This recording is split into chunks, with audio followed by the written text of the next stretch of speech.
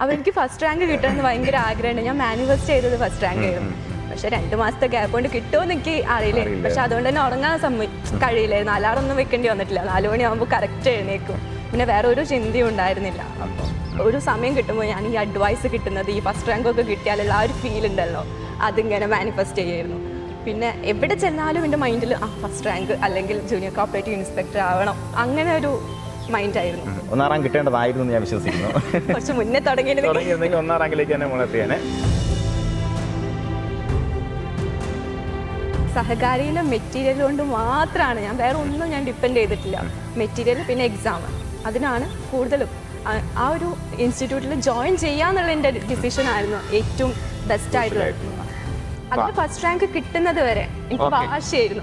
ആ ആപ്പിൽ ഇങ്ങനെ ഫസ്റ്റ് റാങ്ക് എന്ന് കാണുന്നത്, അപ്പൊ അത് കാണുന്നത് വരെ ഞാൻ അതിങ്ങനെ എഴുതിക്കൊണ്ടിരിക്കും. എനിക്ക് ഭയങ്കര ഇതായിരുന്നു.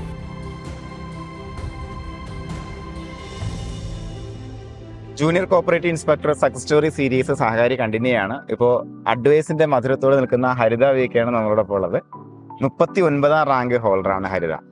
അപ്പോൾ ഹരിതയുടെ പഠനവിശേഷങ്ങളിലേക്ക് നമുക്ക് കടക്കാം. നമ്മളുടെ സ്ഥലം കോഴിക്കോട്. ഓക്കെ, ഡിഗ്രി ബാക്ക്ഗ്രൗണ്ട് എന്തായിരുന്നു? ഞാൻ ബികോം കോർപ്പറേഷൻ ആയിരുന്നു, പിന്നെ എംകോം ഫിനാൻസും ചെയ്യുന്നതാണ്. അപ്പോൾ നമ്മൾ ഈ JSCI നോട്ടിഫിക്കേഷൻ വരുന്ന ആ ഒരു സമയത്ത് എങ്ങനെയാണ് ഇതിനെ നമ്മൾ അപ്രോച്ച് ചെയ്തത്? തുടക്കത്തില് ഞാൻ എംകോം ഫൈനൽ സെമസ്റ്ററിലാണ് ഈ നോട്ടിഫിക്കേഷൻ വരുന്നത്. അപ്പൊ അതും സക്സസ്ഫുള്ളി കംപ്ലീറ്റ് ചെയ്യണമായിരുന്നു. അപ്പൊ എനിക്ക് ഈ ഒരു എക്സാമിന് പഠിക്കാനുള്ള സമയം എന്ന് പറഞ്ഞാൽ 2 മാസമായിരുന്നു എന്റെ മുന്നിൽ ഉണ്ടായിരുന്നത്. അപ്പം ആദ്യം ഞാൻ കൂടുതൽ എംകോമിന് കോൺസെൻട്രേറ്റ് ചെയ്തു. അത് കഴിഞ്ഞ് എക്സാം കഴിഞ്ഞ് കംപ്ലീറ്റ് മെറ്റീരിയൽ പ്രിന്റ് എടുത്ത് വെച്ചിട്ട് രാവിലെ ഒരു 4 മണി മുതൽ രാത്രി വരെ അതൊരു ഡിഫറന്റ് അപ്രോച്ച് ആണ്. അതിനു വേണ്ടി മാത്രം ഭയങ്കര ഡിഫറന്റ് അപ്രോച്ച്. കാര്യം നമുക്ക് JSCI വിളിച്ചിട്ട് കുറച്ച് സമയം കിട്ടിയ ഒരു പോസ്റ്റാണ് JSCI എന്ന് പറയുമ്പോഴത്തേക്കും. അപ്പൊ നീ കൺഫർമേഷൻ ശേഷം പഠിച്ചു തുടങ്ങിയത്? ഞാൻ 2 മാസം, ജൂലൈ 8-നാണ് ഞാൻ സ്റ്റാർട്ട് ചെയ്തത്. അടിപൊളി. അപ്പൊ എനിക്ക് ഫസ്റ്റ് റാങ്ക് കിട്ടണമെന്ന് ഭയങ്കര ആഗ്രഹമുണ്ട്. ഞാൻ മാനിഫെസ്റ്റ് ചെയ്തത് ഫസ്റ്റ് റാങ്ക് ആയിരുന്നു. പക്ഷെ 2 മാസത്തെ ഗ്യാപ്പ് കൊണ്ട് കിട്ടുമെന്ന് എനിക്ക് അറിയില്ല. പക്ഷെ അതുകൊണ്ട് തന്നെ ഉറങ്ങാൻ കഴിയില്ലായിരുന്നു. അലാറൊന്നും വെക്കേണ്ടി വന്നിട്ടില്ല. 4 മണിയാകുമ്പോൾ കറക്റ്റ് എഴുന്നേക്കും. പിന്നെ വേറെ ഒരു ചിന്തയും ഉണ്ടായിരുന്നില്ല. അപ്പൊ ഹരിതയുടെ കഥ ഒരു അത്ഭുത കഥ എന്ന് വേണമെങ്കിൽ തന്നെ പറയാം അല്ലേ?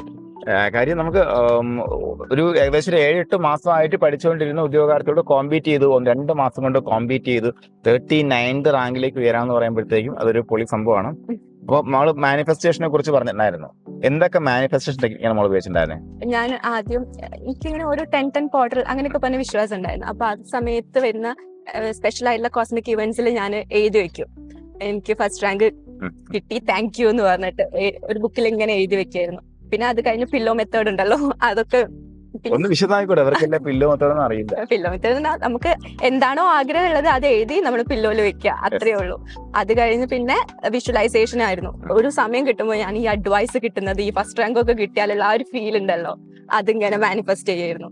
പിന്നെ എവിടെ ചെന്നാലും എന്റെ മൈൻഡിൽ ഫസ്റ്റ് റാങ്ക് അല്ലെങ്കിൽ ജൂനിയർ കോപ്പറേറ്റീവ് ഇൻസ്പെക്ടർ ആവണം, അങ്ങനെ ഒരു മൈൻഡ് ആയിരുന്നു.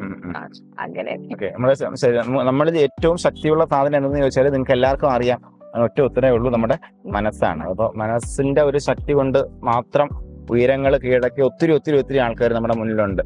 അപ്പോൾ അതിലൊരാളാണ് നമ്മുടെ ഹരിത എന്ന് പറയുമ്പോഴത്തേക്കും. അപ്പോൾ അവിടെ സംഭവിക്കുന്ന വ്യത്യാസം നമ്മൾ മനസ്സിലാക്കുക. അപ്പൊ നമ്മൾ വിചാരിക്കും എന്താണ് എഴുതിയ സാധനം, നമ്മൾ എഴുതിയൊരു തീരുമാനം എഴുതി തലവണയിലേക്ക് അകത്തിട്ടാൽ എന്താണ് വ്യത്യാസം ഉണ്ടാവുക, എന്ത് മാജിക്കാ സംഭവിക്കാന്ന് സംശയം സാധാരണക്കാർക്ക് ഉണ്ടാവാൻ സാധ്യതയുണ്ട്. മാജിക് അല്ല സംഭവിക്കുക. എന്താണ്? വളരെ സിമ്പിൾ ആയിട്ട് പറഞ്ഞാല് നമ്മുടെ സബ് കോൺഷ്യസ് മൈൻഡ് സിസ്റ്റം എന്ന് പറയുമ്പോൾ നമ്മളിലുള്ള വിശ്വാസങ്ങൾ, നമ്മുടെ ശീലങ്ങൾ. പൊതുവെ നമുക്ക് പല ശീലവും മാറ്റാൻ പറ്റുന്നതിന്റെ കാരണം, തെറ്റാണെന്ന് നമുക്ക് അറിയാമെങ്കിൽ മാറ്റാൻ പറ്റുന്നതിന്റെ കാരണം ഈ ശീലങ്ങൾ, ഈ വിശ്വാസങ്ങൾ നമ്മുടെ സബ് കോൺഷ്യസ് ലെവലിലാണ് ആയിരിക്കുന്നത് അല്ലെ?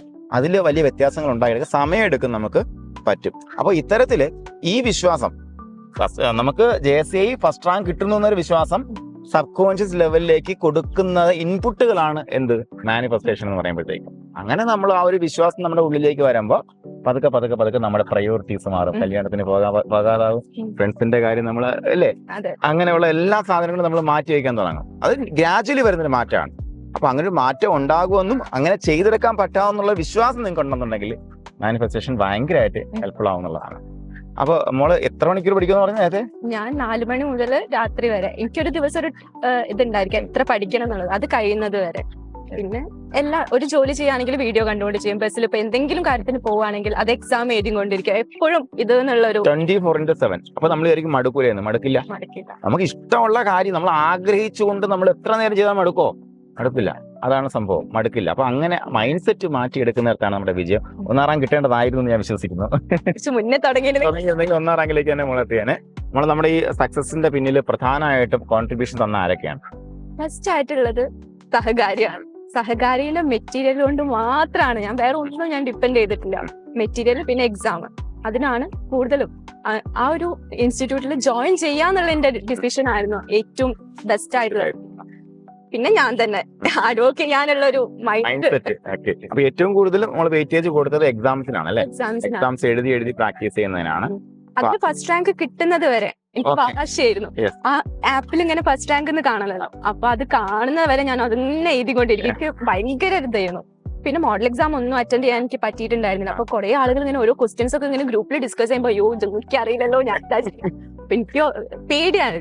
അപ്പൊ ഞാൻ കൂടുതൽ ഇങ്ങനെ ശ്രമിക്കുമായിരുന്നു എക്സാം എഴുതി കൊണ്ട്. ഓക്കെ, അപ്പൊ അതും നിങ്ങൾ എടുത്ത് ശ്രദ്ധിക്കേണ്ട കാര്യമാണ്. ഇതിൽ മോള് പറഞ്ഞ പ്രധാനപ്പെട്ട കാര്യം നമുക്ക് ഒരു ഡെയിലി എക്സാമിനേഷൻ വന്നാൽ അത് ഫസ്റ്റ് കിട്ടുന്നവരെ എഴുതുക അല്ലെ? നമ്മൾ എപ്പോഴും പറയും കാടിഞ്ഞ നീതി എന്ന് പറയും. എന്താണ്? പുലി ഓടിക്കുന്നത് തിന്നാൻ വേണ്ടിയിട്ടാണ്. അപ്പൊ കിട്ടുന്നവരെ ഓടിക്കുക. 5 പ്രാവശ്യം ഓടിച്ചിട്ട് കിട്ടിയില്ല എന്നുണ്ടെങ്കിൽ പുലി വെറുതെ റെസ്റ്റ് എടുക്കോ? റെസ്റ്റ് എടുത്താൽ പുലി കിടക്കുന്ന റെസ്റ്റ് എടുക്കേ ഉള്ളൂ, ചത്തു കിടക്കണം. അതുകൊണ്ട് കാടിന്റെ നീതിയാണ് മത്സര പരീക്ഷയ്ക്ക് നിങ്ങൾ പഠിക്കാൻ വരുമ്പോൾ. എന്ത് കിട്ടുന്നത് വരെ ചെയ്യുക, ടോപ്പിൽ വരുന്നത് വരെ പ്രാക്ടീസ് ചെയ്യുക. അപ്പോ സമയമൊക്കെ നമുക്ക് വരും, എല്ലാം വരും. ബാക്കിയുള്ള എല്ലാ കാര്യങ്ങളും അതിന്റെ കൂടെ ഇനി വരും എന്നുള്ളതാണ്. ഓക്കെ, അപ്പൊ ഇത്രയും സ്ട്രോങ് ആയിട്ടുള്ള ഒരു വുമൺ, ഞാൻ ഒരിക്കലും നിങ്ങൾ പറയാനുള്ളത് മോളെ ഇവിടെ ഇരിക്കേണ്ട ആളല്ല ആക്ച്വലി. കേട്ടാ, മാനിഫെസ്റ്റ് മോർ കേട്ടോ, ടു ബി ഗ്രേറ്റ്. നമുക്ക് അത്രയും മൈൻഡിന്റെ പവറിന് ഉപയോഗിക്കാൻ പറ്റുന്ന ആളാണെന്ന സ്ഥിതിക്ക് കൂടുതൽ കാര്യങ്ങൾ അതിന് എന്ത് ചെയ്യുക, നിങ്ങളിലേക്ക് ആകർഷിച്ചു കൊണ്ടുവരിക. അതിനുവേണ്ടി ഇനിയും വർക്ക് ചെയ്തുകൊണ്ടിരിക്കുക. എല്ലാവിധ ആശംസകളും. നമ്മുടെ കുട്ടികൾക്ക് എന്ത് മെസ്സേജാണ് കൊടുക്കാളെ ആരുതേക്ക്? നമ്മൾ ആത്മാർത്ഥമായിട്ട് ആഗ്രഹിച്ചു കഴിഞ്ഞാൽ കൺസിസ്റ്റന്റ് ആയിട്ട് അതിന് വർക്ക് ചെയ്യുകയാണെങ്കിൽ, ഓപ്പർച്യൂണിറ്റീസ് ഉണ്ടെങ്കിൽ അത് മാക്സിമം യൂസ് ചെയ്തതിന് നമ്മൾ എന്തായാലും സക്സസ്ഫുള്ളിലേക്ക് എത്തും. അത് എനിക്ക് എന്റെ ഒരു അനുഭവം കൊണ്ട് വിശ്വാസമുള്ള കാര്യമാണ്. അപ്പൊ എല്ലാവരും നന്നായിട്ട് വർക്ക് ചെയ്ത് വരിക. Thank you.